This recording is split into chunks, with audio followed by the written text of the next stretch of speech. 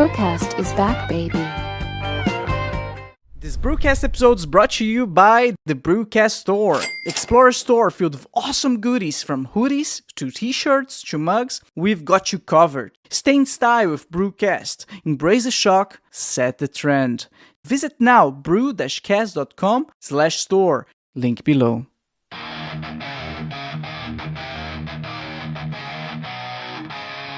Back with the fire, can't you see the flames? From Deutschland steps comes the BruCast name. Voices like thunder breaking all the chains. Unleash the fury like a runaway train. Alright, hi everyone, welcome back to another BruCast episode. If it's your first time watching the show, make sure to like and subscribe. If you're listening to Spotify or Apple Podcasts, please rate the show 5 stars. This will ensure that the podcast recommends to even more people and allow me to keep doing what I love. BruCast also on Instagram, X, and TikTok where I upload shorts with the highlights of the show. So follow now, BruCast on Instagram, X, and TikTok. Links in the description below. Here we thrive, we survive. Alright, welcome back to another BruCast episode. Guys, like, comment, subscribe, leave a comment. I want to know what you thought about today's episode. That's very important, yeah. I want to see some engagement in the channel. Yeah, there you go. That's about it. Without further ado, let's welcome our guest. Z, how are you doing, my friend? Great, Bru. Thank you so much for the time. Thank you so much for being here. I'm hyped. I want to get to know you. Likewise. Z, before anything, what about we start with introductions? Sure, yeah. So allow me to tell everybody a little bit about myself. So my name is Huang. I was born in Shanghai, China. I moved to the United States when I was 10 years old. My father was one of the first generation of Chinese students to come study in the U.S. after the Reform and Opening Up program of 1978. And, I spent my youth in California, went to Stanford, and then I was a managing director at Intel. While at Intel, I represented the company negotiating with the Chinese government on intellectual property rights and 4G technologies. Intel was nice enough to send me to Harvard for my MBA. And then after Intel, I served a year as a White House fellow under President Obama. And after that, I started a company, financial services data company in Shanghai, China, where I experienced the experience of starting up businesses in China. And then subsequently, I moved back to the US and I served as the president of the Committee of 100, an organization, a nonprofit organization based in New York City that was founded about 33 years ago by folks such as I.M. Pei, Yo-Yo Ma, some of the most prominent Chinese Americans in America, to foster Chinese American inclusion in America and a more productive US-China relationship. I served in that capacity for about 4 years, and then I stepped down and went back to my career of investing in education in the US. The reason I wrote this book, Rethinking China, is because for 4 years, I sat at the nexus of national security and civil liberties. About 9 years ago, there was a historical pivot in the United States, away from engagement with China to more competition and confrontation.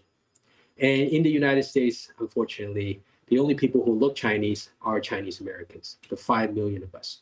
So we have been stuck squarely in the middle, especially with the onset of COVID. There was a huge rise in anti-Asian hate and violence, as well as other government initiatives targeting specifically the Chinese American community. So for 4 years as the head of Committee of 100, I represented our community and worked with the White House, the Department of Justice, FBI, both houses of Congress, and various state and local governments to really make sure that we advance our national security priorities, as well as protecting the values which define America. And after that, I also spent about 2 years talking to probably about 200 to 300 experts in this space, American experts from noted organizations and universities such as Stanford, Harvard, CSIS, et cetera, et cetera. And what I found, and this is why I wrote this book, is that almost all of the assumptions under which the United States has approached its interactions with China in the last 10 years are, if not misleading, patently false. And my concern is that with those assumptions, we know, and this is something I learned in Harvard Business School, GIGO, garbage in, garbage out. No matter how much resources, no matter how much talent you put into a task, if garbage comes in, garbage will go out.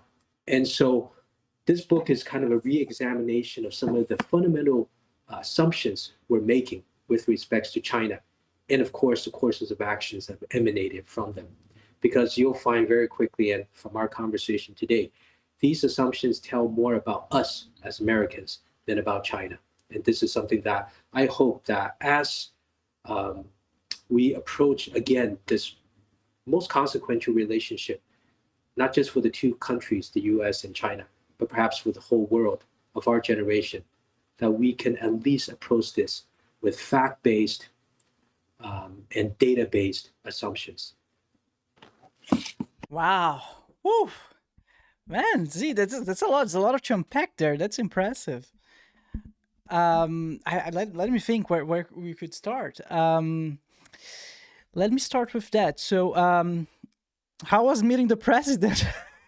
You went to so how was working with the White House? How was this whole process? Could you walk us through like getting the job? And I mean, did you meet the president? Let's start there. Yeah, well, the White House Fellowship, when I first spent my first year in Washington, D.C., it's a program that was started by President Lyndon B. Johnson. Okay. And it was his realization that because of the Vietnam War at the time, some of the smartest American young leaders did not want to participate in government. And so his idea was to bring, maybe 10 to 15 the brightest young American leaders to serve a year in the White House, and then perhaps send them out back into society so that there will be that strong connection. So, I was fortunate enough to be selected, and I was very fortunate to serve under President Obama. And unfortunately, in an organization that today no longer really exists, in the USAID, International Development. Oh yeah, that's true. They kill it, right? As far as I understand, Doge, they just cut it. It was accordingly to them was just wasting money. Yeah. So. Yeah, and then I'll tell you, my experience meeting, President Obama. I had a chance to meet with him multiple times, but the first time we met, we sat down in the Roosevelt room, and I got to ask him a question. I said, Mr. President, what's the toughest, thing you've learned in your job? And he paused for probably a good 30, 40 seconds, which in face-to-face conversations, that's a long time. Yeah. And then after the pause, he said, the toughest thing I learned is every issue that comes to my desk is unsolvable. Because if it is, it'd be solved by somebody, right? He said, I look around this room, on the one hand, I have Secretary of State, at the time was Hillary Clinton, who has vast amount of experience. I have a Secretary of Energy at the time, was a Nobel Prize winner, Stephen Chu. And he's like, I look around the table and I realize everybody is smarter than me in their area and more experienced. And I knew that what I could offer is to gather all of these talented people's opinion and as president, make that tough call.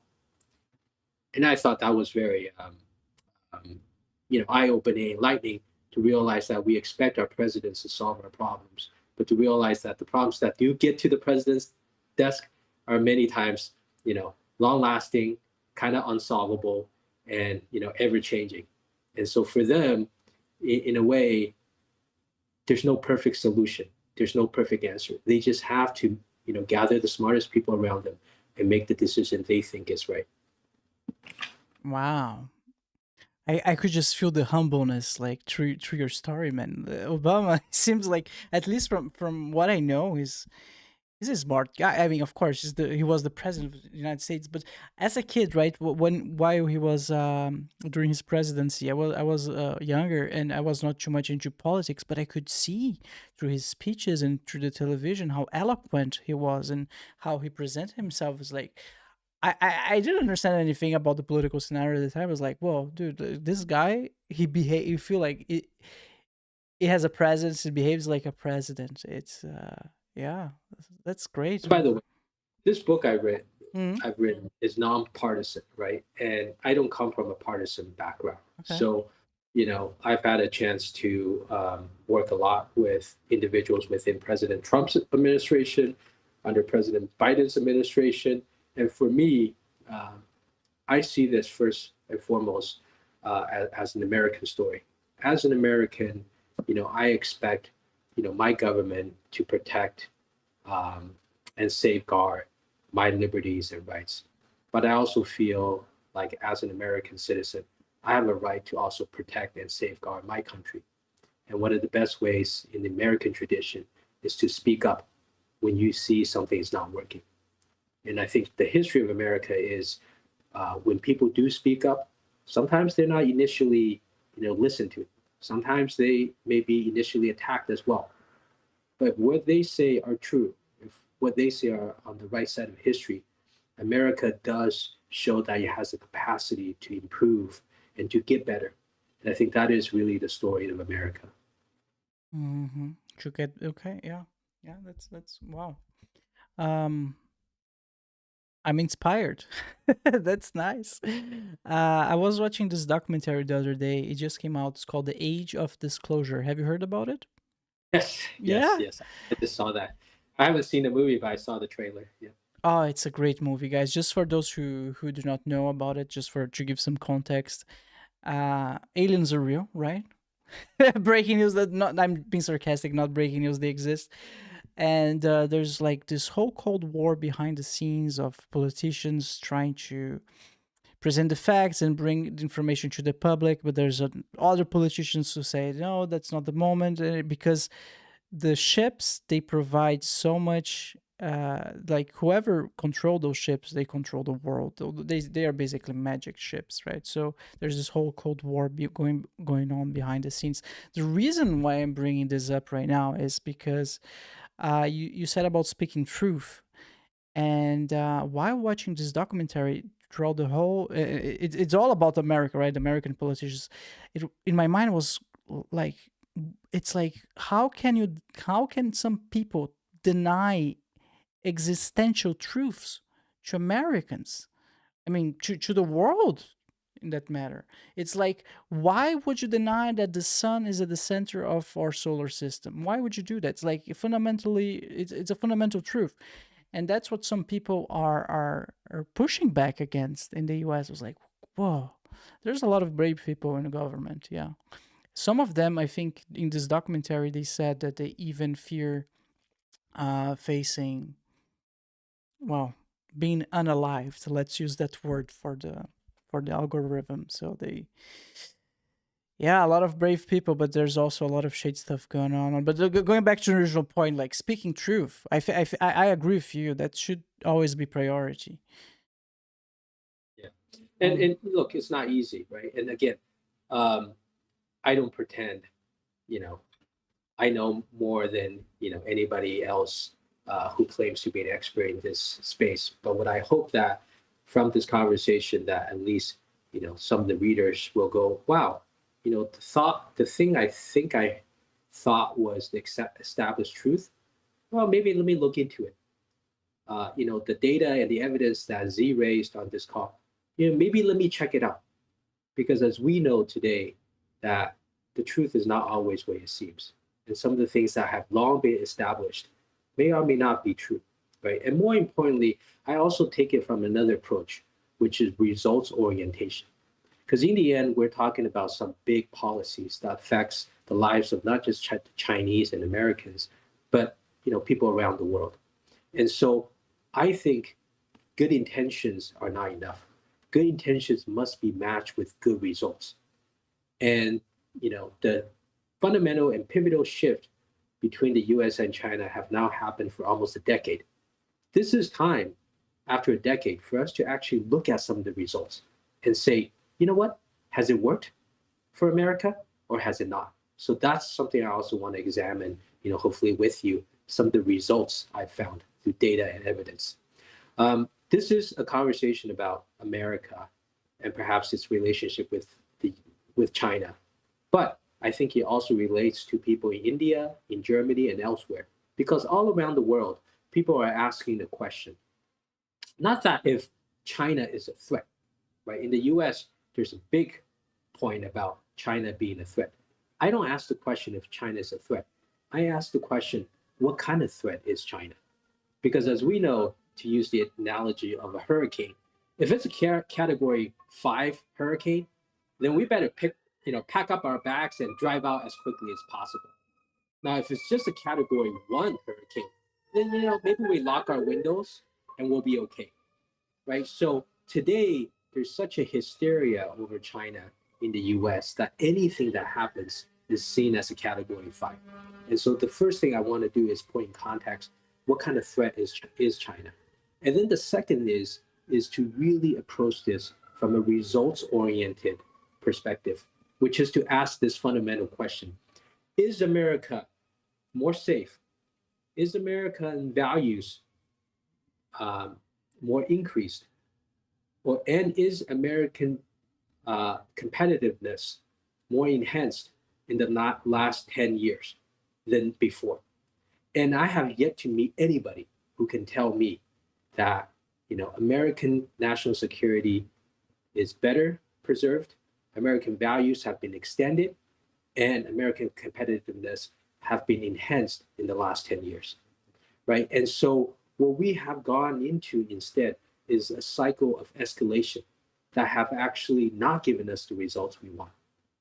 And that cycle of escalation, frankly, scares me, and I think should scare everyone here, because we might be sleepwalking into an armed conflict between the two largest nuclear superpowers in the world. Oh, actually, I rephrase that, because Russia is a huge nuclear superpower, but the two largest economic superpowers in the world, both nuclear superpowers as well.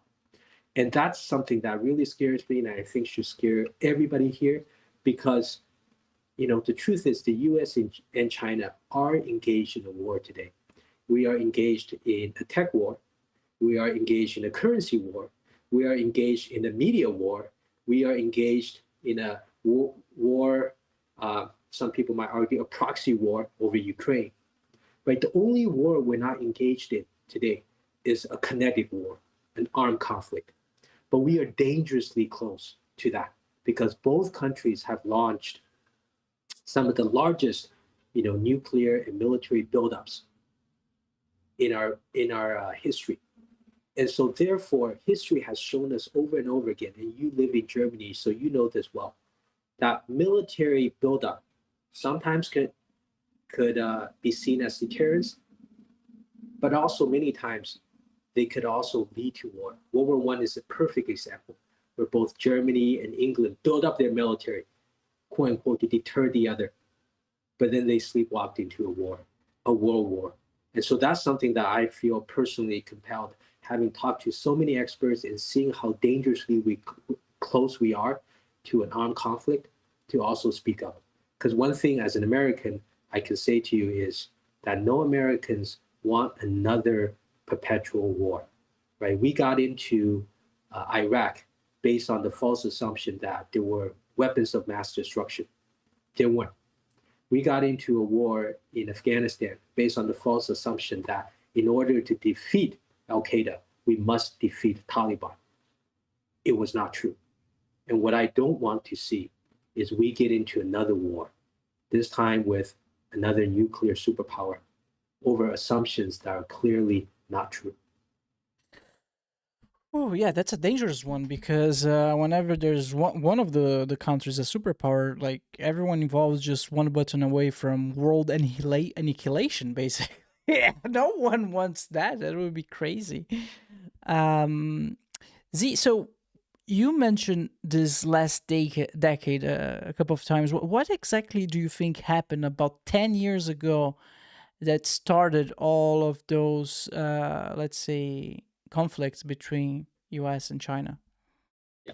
Well, I spent a lot of time in Washington, D.C. If you go into Washington, D.C., people will say, US and China, obviously through President Nixon, kind of formally re-engaged in 1972. And, the two countries really opened up to each other, probably starting in 1978. And that lasted for a good 40 years, right? During those 40 years, you saw an incredible rise in China as an economic superpower, but also a deepening relationship between US and China, both economic, social, political, otherwise. Now, if you go to Washington, D.C., you'll hear people say, a lot of people in America, especially in D.C., expected that as China liberalized economically, they would also liberalize politically. And perhaps when President Trump took on his first term, there was a realization that China did not do so. And in fact, China was likely becoming, as people in DC would call, a near peer competitor, meaning China is not as good as us yet, but they can very quickly become as good as us. And a country that could be as good as us, and maybe in some areas even better than us, and not sharing the same values, of course, that scares a lot of people. So about 10 years ago, there was a fundamental shift initiated by President Trump, but now it's both parties because that policy has continued under President Biden. So it's both Democrats and Republicans focusing instead on engagement with China, now on competition and confrontation with China. In DC, there's a saying that the Democrats and Republicans don't agree on much, but one thing they definitely agree on is being tough on China. Oh wow. Okay, so near peer competitor. Is that so bad though? Like, I don't know. I'm sure I'm gonna sound naive now. Why can't we all live in peace? Like, they have their culture is wonderful. Like the U.S. has their culture. Like, but there's this fear, right? I think there's this persuasive fear because they have nukes, and we do have the U.S. Also have nukes. That war could escalate at any moment. Would you say that the nukes play a huge role? If not the main, I would say it's one of the main ones, right? Just the fact that the countries they have the nukes. Yeah. So two questions. Both are very, very interesting. The first is there a path for the U.S. and China to coexist, right, peacefully, and hopefully, with lasting prosperity on both sides? Is there a path? That's a great question, and I think that's a question worth asking me and worth asking everybody who may ever come to your platform talking about this topic. I think for an ordinary American, the hope is there's no war and that we can live in peace and prosperity with China or with any other foreign country. Right? If you ask an average American, I think everybody would say, who wants another war, especially a war where there's nuclear weapons involved? This again gets to your second question, because almost all the wars that have been fought by the United States in the last couple of decades was against an adversary that could not really attack our homeland. But with China, we are talking about an adversary that has the nuclear capability and non-nuclear capability to strike our homeland, right? So this is a completely different equation. And so this is why it's even more important for Americans to say, you know what, if there's a path where we actually have to get into a war with China, and I'm not saying that there's no reason why we would never get into a war with China, but if there's ever a chance for that, then we must really understand the assumptions under which we're actually approaching this, the assumptions under which we would actually get into a war with China. Because the worst is doing what we did in the last couple of wars, right? We got into these wars thinking that we knew why we get into it. And as soon as we get into it, we realize, oh my gosh, it was a lie. I mean, with Iraq, there's so much evidence. And by the way, I met Donald Rumsfeld.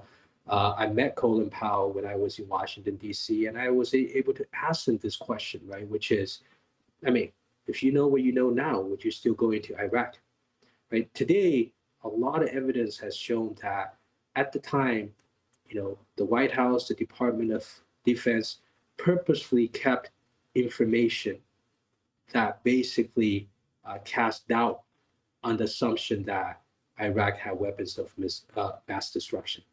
And so there was an infamous speech, some people on this call might remember, where Colin Powell went in front of the United Nations and publicly accused Saddam Hussein of having weapons of mass destruction. Now, people had asked Colin Powell privately afterwards, would you ever do that again? And he does say that this was one of his biggest mistakes, right? He had a lot of hesitation. He did not want to say this, but he was asked to do this, and he made that statement, even though he did not believe in it, and even though the data at that time did not show it, and even though later more and more data obviously disproved that. And so what I'm trying to say again is, if we have a chance to get into a war between U.S. and China, then America needs to get our assumptions right, because that war is not just going to be between the two countries. That war is going to affect everyone on this planet. Let me stop you for a second. Did you ever watch this clip from George W? Yeah? Do you know this one? Yeah, no, it's kind of a funny one, right? Let me share with the audience real quick. So guys, it's a video. I'll just play it. Yeah. Russian elections are rigged. Political opponents are imprisoned or otherwise eliminated from participating in the electoral process. The result is an absence of checks and balances in Russia, and the decision of one man to launch a wholly unjustified and brutal invasion of Ukraine. Iraq. Anyway. 75. There we go. That's what they call a Freudian slip, right? When you know what I mean? Yeah. God damn it. Yeah. And look, I do want to say one thing, right? I have had interactions with many political leaders in Washington, D.C., Republicans and Democrats. And I believe, the vast majority of them that I've met really want to do good for America, really want to protect America and serve America. But I also have noticed that in Washington, D.C., there's a very strange echo chamber, that very soon people end up repeating the same rhetoric over and over again. And very soon, nobody ever questions that rhetoric. Nobody ever challenged that groupthink, so that, mistakes like Iraq, like Afghanistan, like Vietnam could happen, right? In a country where basically we have the best and the brightest. We have some of the smartest people working for the U.S. government. And, this is a question that a lot of historians have asked. We have so much data. We have so much intelligence. We have so many smart people working. How do we make these monumental mistakes? It's because it's easy to believe in our own rhetoric. It's easy to believe in our own words. And soon everybody just repeats the same words without understanding and checking, what fundamentally are happening on the ground. And this is why I go back to the point, Bru, of saying, now we got 10 years. Let's look and see the actions that the United States have taken. Have it made us stronger, safer, our values better, or has it not, right? I'll give you some examples. The U.S. had made a significant charge against China on, Made in China 2025. So this is something that was set up in 2015 by the Chinese government. 10 large sectors where China wanted to catch up, to the world's leader. And at the time, it was mostly in America, right? So it was kind of a competition between U.S. and China. And the United States, made a big deal out of it and did all it could to kind of stop China and slow China down. Now, the good thing is 2025 has happened, right? So you have credible organizations like the U.S. Chamber of Commerce that did an analysis of saying, hey, 10 years ago, the Chinese wanted to catch up to us in 10 sectors. And 10 years ago, we had this monumental pivot, right, to basically compete with them and confront them and try to make sure that they don't catch up to us. So how did we do? Well, I can tell you the results are in, and we did not do very well. right? Of those 10 areas, 4 or 5, China has become now the world leader. Electric vehicles, advanced materials like rare earth, solar panels, and renewable energy, as well as advanced transportation, like the high-speed rail, etc. Right? In at least of 4 of the 10 areas, the Chinese have now become the undisputed leader in the world. And there's probably another 3 to 4 areas where the Chinese are really catching up to the United States. So I'm a business person by trade, right? In the end, no matter what nice words I say to my employees and vision I say to my employees, at the end of the quarter, at the year, I got to look at my numbers, right? Am I actually getting the results I need to not only survive, but thrive as a business? I can say the nicest things, but if I keep losing money, I'm closing doors. And after 10 years, we got to look at the things we've done and are they getting us the results? And if they're not, then we got to really rethink, what are the assumptions we're making? And why are the assumptions, if they're wrong, are the assumptions getting us, a wrong set of course of actions and ultimately a wrong set of results from what we wanted? All right. What about we list some of the assumptions? I think that this would help. Beautiful. So I'll in this book, I talked about 4 big ones, right? And these ones, if you really think about what you hear probably in Germany, in India, in the US, and elsewhere, these are the 4 big buckets, right? The first is, the Chinese have taken away so many jobs in America, especially manufacturing, right? So that's a big one, which is, the economic fallout from the rise of China. Now, so this idea is called the China shock. I've talked to the key authors of the China shock, professors who work at Harvard, MIT, and I've talked to a bunch of professors who've done work in this space. And they found that, yes, it's true. In a span of 10 years, the United States lost about 4 million manufacturing jobs. Now, how many of those jobs are attributed to China? It's hard to say, but let's say all of them are attributed. And this is what President Trump in his first term would say over and over again: 4 million manufacturing jobs lost to China, right? However, he only talks about the first part. All of the research shows that an equal number, if not more, jobs were created because China was now able to offer lower cost components, kind of supply chain items. An equal, if not more, jobs were created, but in this case, along the coast of America. So a perfect example would be Apple, right? Apple basically outsourced all of their manufacturing to China through a supplier called Foxconn. However, with all that savings, they were able to hire a ton more engineers, designers, marketers, etc. Now, the sad thing is most of them were congregated on the coastal areas like Silicon Valley and elsewhere. And so the takeaway from the China shock isn't that manufacturing jobs went away. It's more that the benefits and the fallouts of globalization are unevenly distributed. The regions where people are less educated, less mobile, namely a lot of southern and middle parts of America, suffer the most, while the coastal parts really benefited. And so the takeaway is that we really need to have a better domestic policy within America to make sure that the globalization efforts that's happening benefits everybody equally and not just certain parts of America. So that's the first part, right? And then the second part is, we hear a lot about not just the Chinese stealing jobs, but also about this trade imbalance. Here's the interesting thing. If you look at 2023, today it's a little bit off because so much trade has now shifted to third countries, but the numbers are probably largely similar. There's about $1.2 trillion of trade activities done between the US and China. We only hear about the 600 billion or so of exports, imports in the US. But there's also another about 500 billion or 600 billion.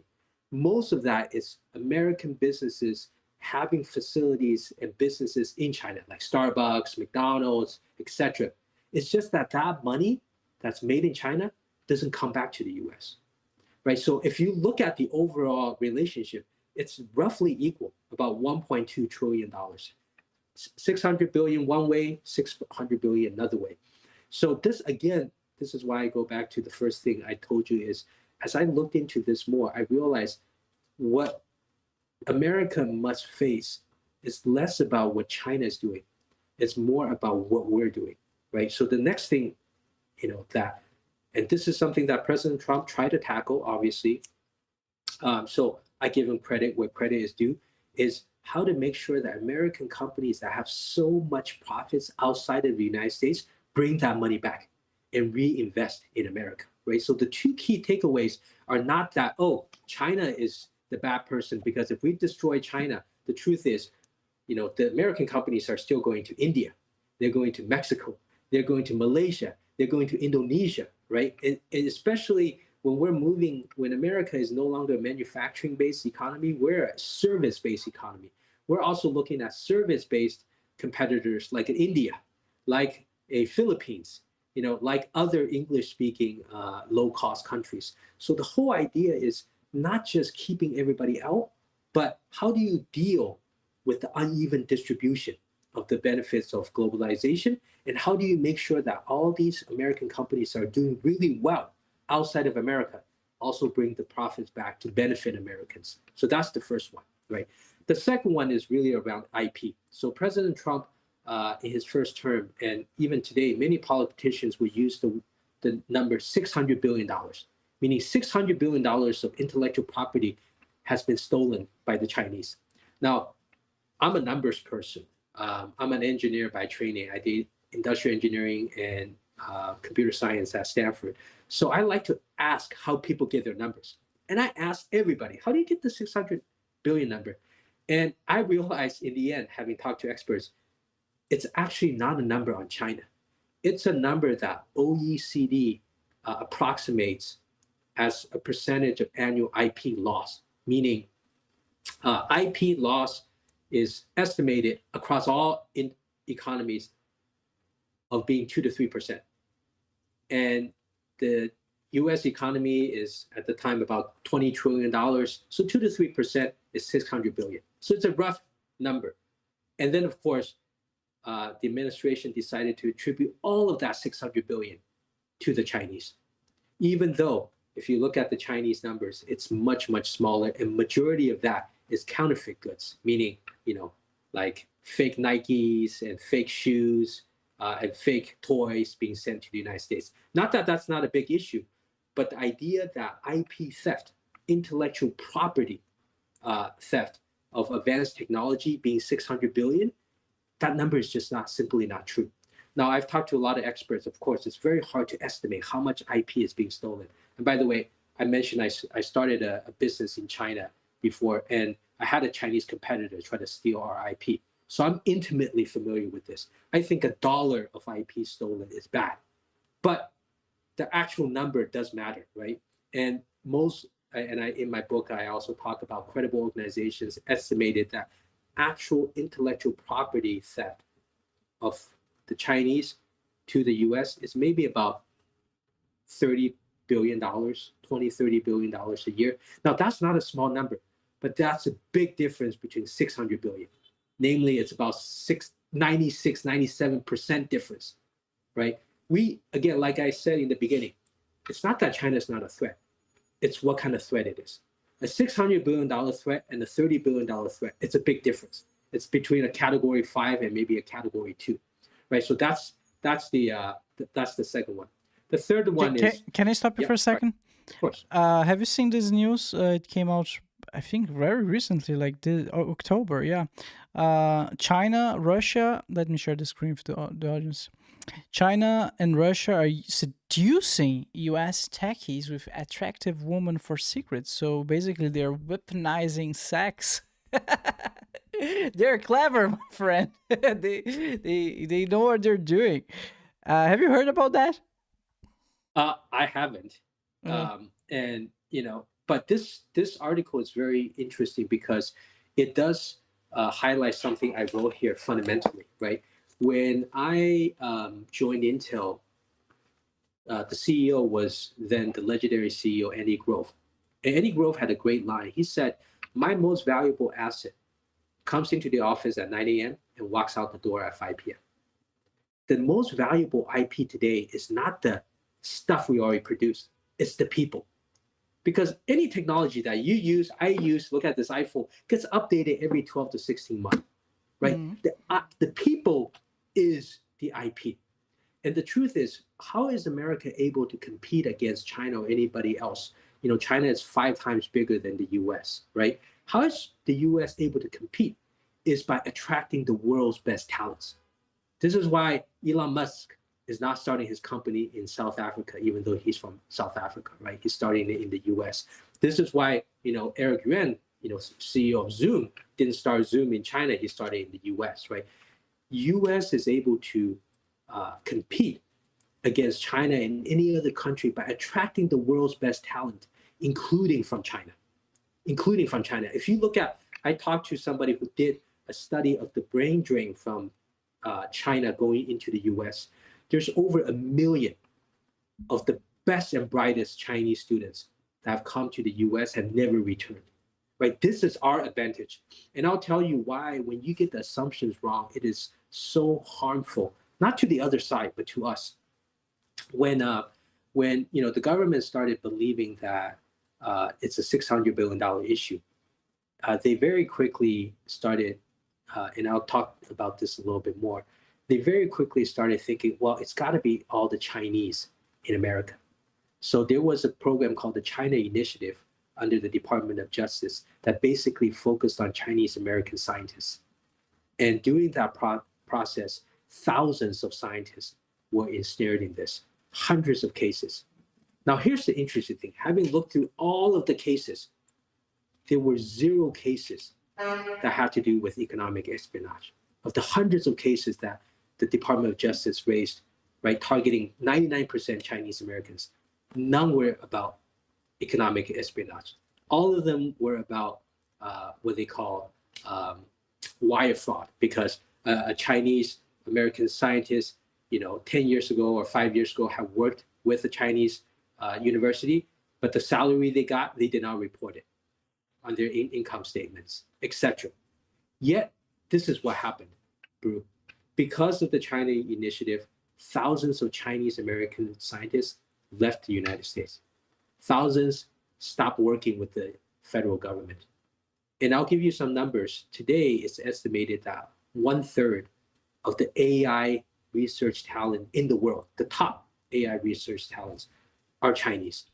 And many of them, 1/3, and many of them actually work in the United States. If you look at Meta today, there was just an article run by New York Times. If you look at Meta, the majority of their leadership in their AI department are Chinese Americans, right? So we basically shot ourselves on the foot. Because of this wrong assumption, we started targeting this community. And even though in the end we found out none of the cases had to do with them being ethnic Chinese, but the damage has been done, right? Many of them left. Many of them stopped working with the federal government. And today, we're hurting ourselves, because if the best and brightest from around the world don't come to the United States, then how do we compete against the Chinese? The Chinese produce 5 times more engineers than America does, right? So this is why I say, when you have the wrong assumptions, you end up having courses of actions that actually don't serve our interest. And I'll give you another example, and I feel really proud to have done this, is when I was at the Committee of 100, we spent $1 million doing research on the contribution of Chinese Americans to America, because the Chinese have been here since about the 1850s.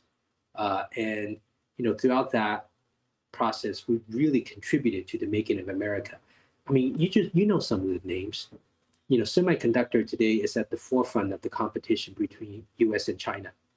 But the leaders of some of the best companies, the founders of the best companies, NVIDIA, Jensen Huang, Chinese American. AMD, Lisa Su, Chinese American, right? Broadcom, Hawk, Chinese American, right? The list just goes on and on. These are folks that have really made us successful. And for us to drive them out, because we have this exaggerated fear and these false assumptions, ends up just hurting ourselves. So that's another a perfect example. Before we continue with the assumptions, we need to take the quick sponsor break. All right, we're gonna be right back, everyone. Parents, have you been searching for an app that's both fun and educational for your kids? I've got something exciting to share with you today. It's called FunTastic Plus. FunTastic Plus is a free app where education meets entertainment, designed specially for children ages 2 to 12. It's built by experts, completely ad-free and totally safe, so you can feel confident handing your phone or tablet to your little ones. Inside the app, kids will find a world of engaging content, their favorite cartoons, audiobooks and songs to spark imagination, educational games that make learning fun, and all of that to keep them entertained while supporting their development. FunTastic Plus is available on iPhones and iPads and even works offline, so whether you are on a road trip, flying, or just at home, your kids will always have something to enjoy. So if you're ready to give your kids a space that's both fun and educational, download now FunTastic Plus for free on the App Store. FunTastic Plus is a safe and ad-free educational platform for kids.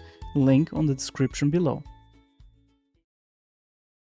All right, and we are back. Thank you so much, FunTastic Plus, our channel sponsor. Go check it out. Check it out, guys. It's really fun. It's for kids though.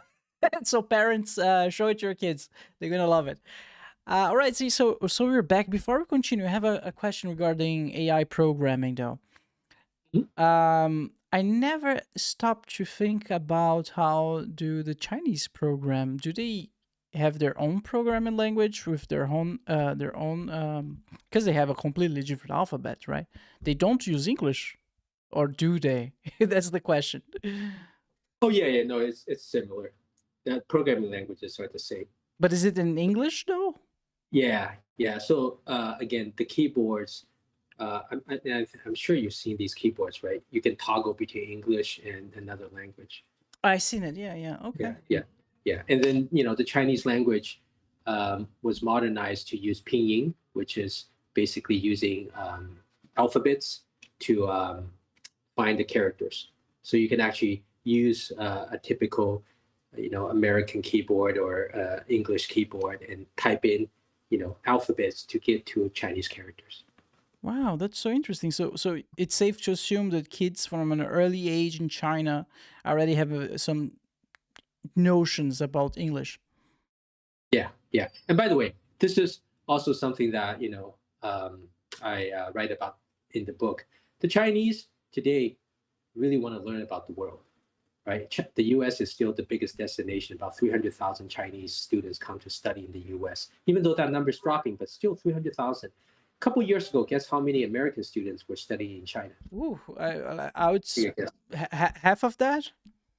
300.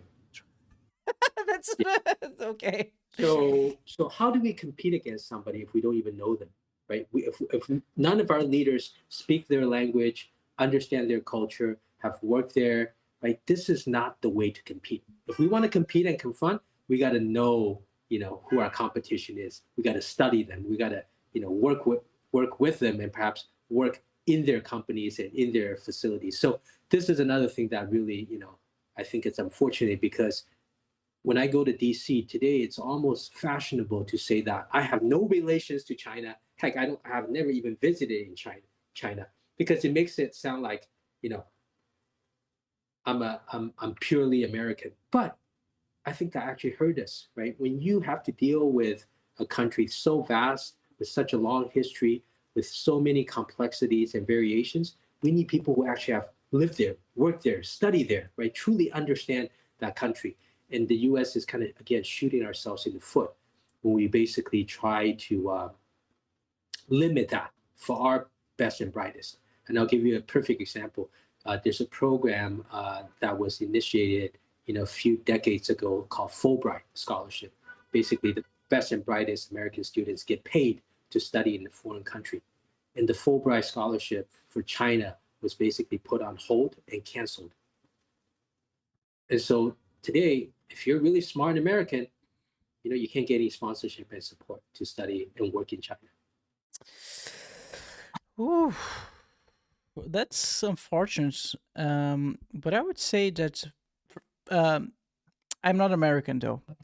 Yeah. But from let me say let me think how to say that. From the people that I know that lived in America, from the Americans that I met throughout my life, from the videos that I see in the internet, from this external perspective that I have on Americans, it seems like they treat, and I might be wrong, but that's just the assumption. It's an assumption that I have, that they treat the country as the whole world. Their country is like basically all they need to know about. Maybe that's how they learn at school. Like they don't. Maybe that's what they do not learn at school. Maybe uh, I'm making a word salad here. Maybe they don't learn too much about other countries. I don't know. I'm just assuming here. Yeah. Look, I think Americans are justifiably proud to be Americans, Yes, right? that's true. Because Yeah. America has been the superpower, the most successful economically, politically, and militarily uh, defined country for at least the last 50 years. So I would say, Americans are justifiably proud. Yeah. I have met a lot of Americans who are very curious about the world. Now, just as you said, there are probably some Americans who are not as curious because America is a big country and they're just happy going to one state versus another. It's a But I beautiful have, country, by the yeah, way. Yeah. yeah, yeah. But I have met a lot of Americans who are really, really uh, curious about the world. And usually those are the people that end up serving in government, in leading organizations. And what I want to ensure is for us to compete against China or any other country, we provide as many opportunities to those Americans as possible. Right. Now, before I continue, I just want to invite anybody who's interested in this. There is a website called rethinkingchina.us. So rethinkingchina.us. You can type it in. You can feel free to subscribe to our newsletter. You'll get free a chapter. You'll get quite a bit of information on the website. Because ultimately, my goal is not to make money from this book. My goal is to really help foster a debate on probably the most consequential relationship, not just for US and China, but for the world, for our generation, especially for young people like yourself. This is really interesting because young people today aren't really beholden to the traditional media, right? 10, 20 years ago, there's only 3, 4 sources of information you can go. Today, young people anywhere in the world can listen to you and can listen to any number of podcasters and any number of kind of media sources to get all the information they need to make the most informed decision they can as an individual. And that's something that I really am excited about. Because one thing I have found is traditional media sometimes don't lie, but they only provide half the information. And it's very logical to make a decision based on all the information you know. But if the only information you know is half of the truth, then chances are you might make a wrong decision. I mean, Right? it's lying. It's lying by omission, right? Yeah. It's manipulation. Yeah. Yeah. Yeah. All right. So let me cycle through very quickly because you asked the question of, all right, what are the other assumptions? Another assumption is human rights, right? We talk a lot about human rights. No, look, a couple of things. First is I'm not an expert in human rights, so I had to talk to a lot of experts from, people who work with the UN, academics at Columbia and elsewhere who worked in human rights and real human rights activists. And I realized that we Americans have American values. I'm sure in Germany, there are German values, right? And for us to try to say everybody should believe in American values, that's tough. Human rights should be based on fundamental universal rights that we all believe in. And those are the set of rights that actually are started by Eleanor Roosevelt about 70 years ago in San Francisco, when all of the countries, including North Korea, including China, including all these other countries we may or may not like, all of them have subscribed to the Universal Declaration of Human Rights. Right? So we need a set of human rights that are so universal that everybody agrees to and everybody can hold each other accountable for. And today, unfortunately, the United States is not really working towards upholding these international institutions. That's the basis for these universal rights. So that's one thing that concerns me, because if we want to really help push human rights around the world, it has to have a universal basis. And the universal basis comes from an internationally defined set of norms and agreements. The second is all of the research I have investigated in and done shows that sanctions do not work. And anecdotally, you know, right? We've done a lot of sanctions on North Korea. They're still making nuclear weapons. A lot of sanctions are Iran. They still haven't changed their ways. Sanctions are on Russia. They're still in the war with Ukraine, et cetera, right?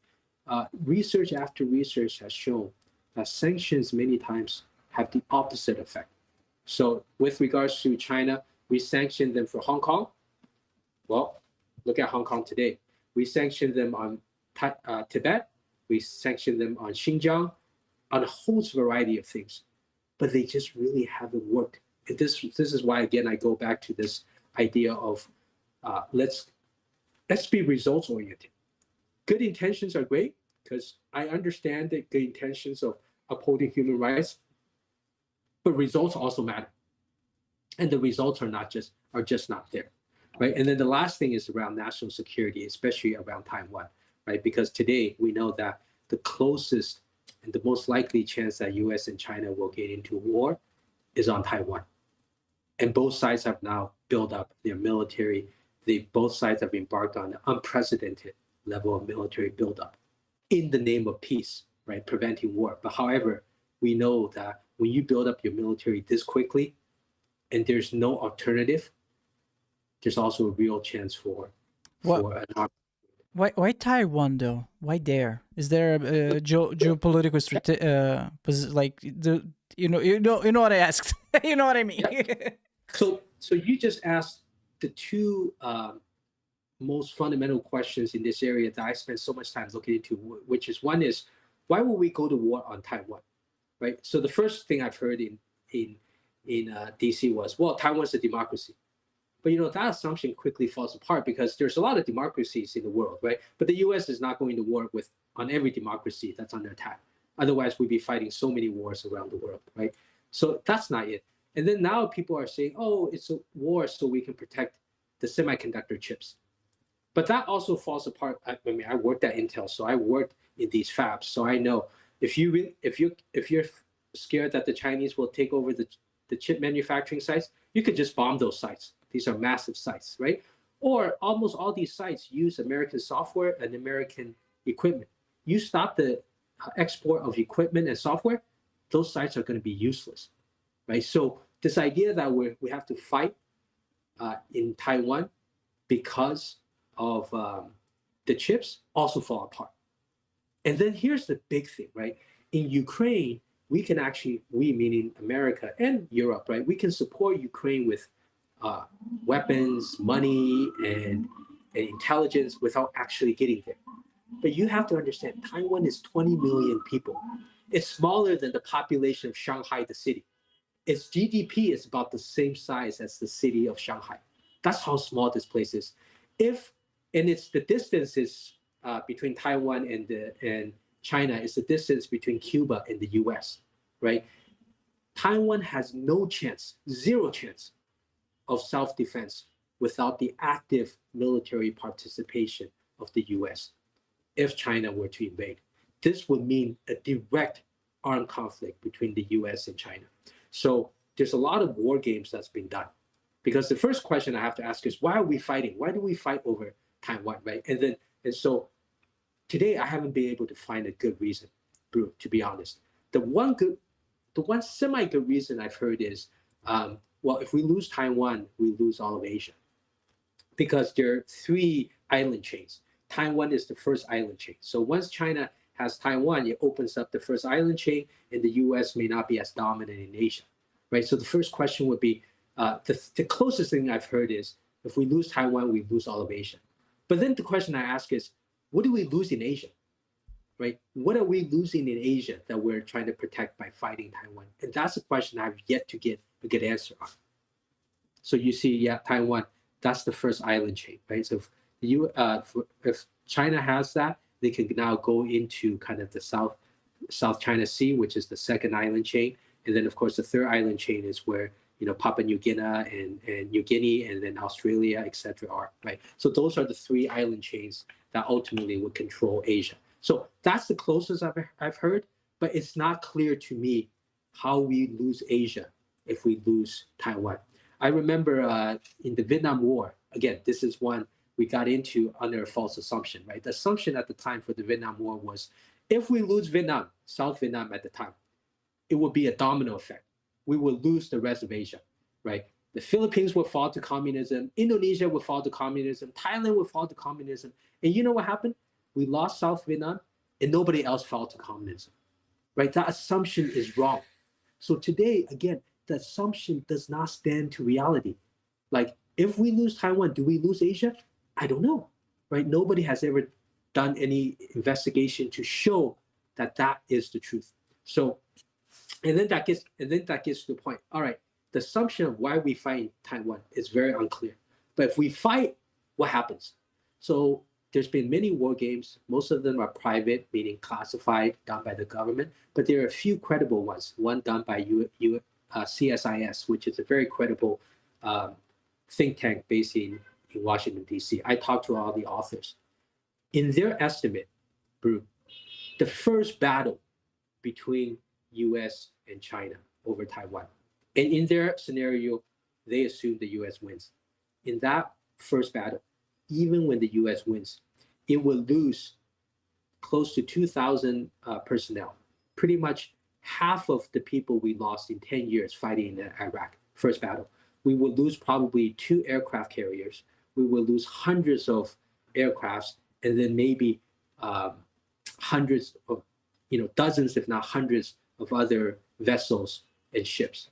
But that's the first battle. And I always ask the question, okay, we win the first battle, but what about the war?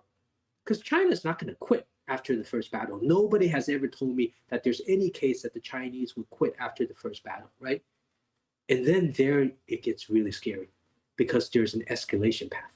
Because if we win the first battle and the Chinese keep coming back, then what do? We may have to bomb their ship yards, which is close to their civilian population on the East Coast. We may have to bomb their military bases, which is close to civilian population on their East Coast. If we bomb their mainland, would they not bomb Guam? Would they not bomb potentially other territories of the United States, maybe even the mainland of the United States? And if we decide that, oh no, just simple bombs is not enough, then that nuclear escalation could go really, really high, right? If we want to set an example and show the Chinese how tough we are, then we really could escalate. And that's the scary part. Nobody even dares to answer that question, which is what happens after the first battle, because the escalation path is just so scary. It's so scary. And that's the part that scares me as well, which is we are going potentially into a war with a set of assumptions that's undefined, meaning what's in our interest. And when we get into it, we have no idea, even if we win the first battle, how we can win the war. And that war has a chance to escalate to proportions that are catastrophic for both of our countries and maybe even the globe, right? That's what really scares me. And this is why I say over and over again, these assumptions are really scary because they are many times misleading, incomplete, and some of them are patently false. And the courses of actions that we've taken based on that have actually hurt our values, our competitiveness, and our security, judging from all the evidence from the last 10 years. And this is something that, as an American, I feel compelled to point out. And as Americans, I think we really need to reevaluate.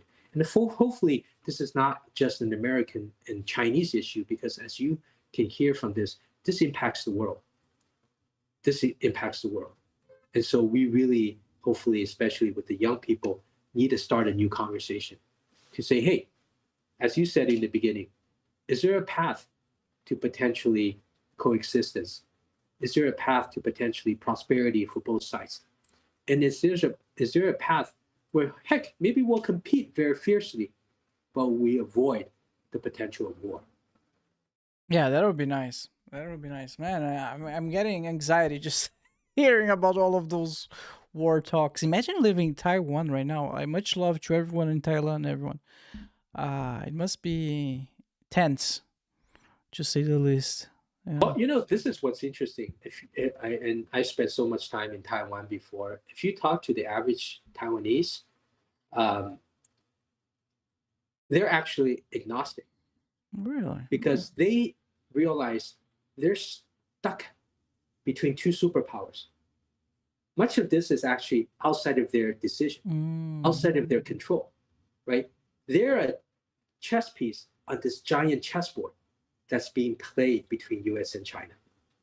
And as a chess piece, as you know, there's actually very little you can do, right? There's somebody that's moving the chess piece versus you. So I've actually found that for a lot of Taiwanese, they're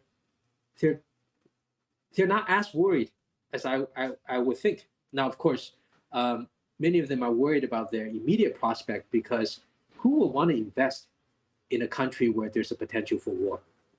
Right? Who wants to build a company or a manufacturing facility in a country that tomorrow could become the battleground between two superpowers? I think a lot of them are concerned. Right? A lot of young people, if you talk to them, they're concerned about their economic future, their economic prosperity, because they know that being stuck here, they can't do anything about, and being stuck here actually limits their economic prosperity. Wow. That's a very healthy mindset, I would say. The healthiest one. Yeah, there's nothing you can do about it. So just live on, live your life. Yeah, Yeah. That's great. Z, I know that you have to go at some point, Yeah. right? Are we reaching the limit? Yes, Yeah, yes. okay, We okay. got 5 minutes. Again, this is such a great conversation. I just want to say, look, this book is called Rethinking China, Yes. Challenging Our Economic Assumptions and Opportunities for Lasting Prosperity. It's going to be due out on February 10th, 2026. Again, please go to the website, rethinkingchina.us. You can subscribe for free. You can download things for free. Love to stay engaged with folks and love to, continue this conversation because I think it's a very worthwhile conversation to have, not just for Americans, but for people around the world, because nobody wants to see this happen. Nobody. I agree, man. I feel like there's still like 2 hours of show that we could keep doing it and unpack a bunch of stuff. Maybe let's do another one. Let's see. Guys, if you want to see more, just leave a comment, leave a like if you like today's episode. Z, thank you so much, man. It was a pleasure. Thank you so much, Bru. Well, it's Thanksgiving here, and so I wish you happy holidays and time you can spend with your loved ones. Oh, you too, my friend. All right, everyone. Don't forget to like and subscribe. See you next time. Bye-bye. Bye.